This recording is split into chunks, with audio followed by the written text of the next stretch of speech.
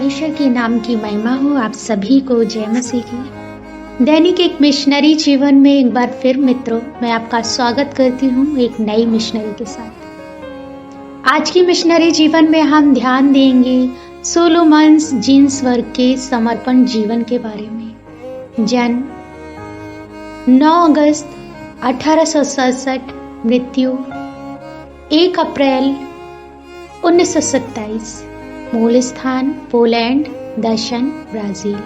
आइए विस्तृत में हम इनके मसीह समर्पण के बारे में बात करते हैं। सोलोमन जिन्सबर्ग एक यहूदी रवी घर में पैदा हुए थे और अपने पिता के उदाहरण का पालन करना चाहते थे।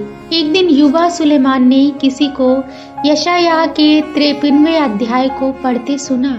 जब उन्होंने अपने पिता से पूछा नबी किसके बारे में शब्द कह रहा है, उनके पिता को वह सवाल पसंद नहीं आया और उन्होंने गुस्से में जिन्सबर्ग को थप्पड़ मार दिया। जिन्सबर्ग को तब नहीं पता था कि परमेश्वर की इच्छा में एक दिन उनके सवाल का जवाब दिया जाएगा और उनका जीवन काफी बदल जाएगा।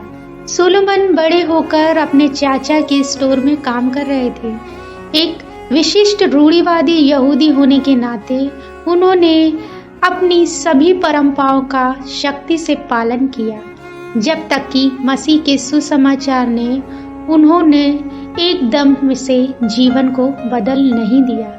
यहूदियों के एक मिशनरी ने उन्हें एक बैठक में आमंत्रित किया जहां 53 यशायाह के विषय पर प्रचार किया जा रहा था। कौतूहल होकर सुलेमान उस बैठक में शामिल हुए जहां उन्हें मसीह की एक झलक मिली।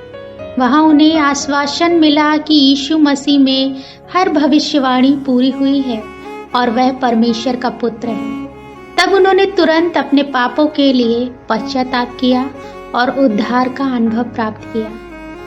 अपनी मान्यताओं के खिलाफ प्रारंभिक संघर्ष के दौरान प्रभु ने मती रचित सुसमाचार के द्वारा उनसे स्पष्ट रूप से बात की। वह जो मुझसे अधिक माता पिता को प्रेम करता है वह मेरे योग्य नहीं। उन्होंने तुरंत अपना सब कुछ मसीह के सामने आत्मसमर्पण कर दिया। उन्होंने नियमित रूप से बाइबल अध्ययन में भाग लिया और मसीह के साथ घनिष्ठ संवाद का आनंद लिया।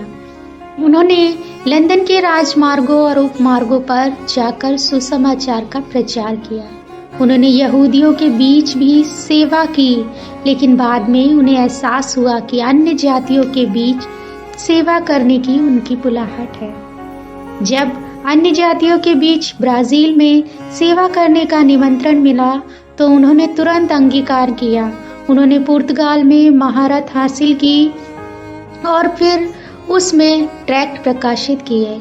वह चोरों के साथ सुसमाचार साझा करने के लिए ब्राजील के खतरनाक हिस्सों में उद्गम करते से डरते नहीं थे। वे सड़क के कोनों पर भजन गाते थे और जब लोग इकट्ठा होते थे तो वह उनके साथ सुसमाचार साझा करते थे।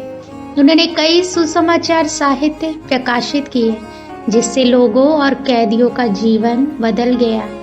उसे सताने के कई प्रयासों के बावजूद ब्राजील में परमेश्वर ने 35 वर्षों तक फलदायी सेवा उनकी संपूर्ण रक्षा की।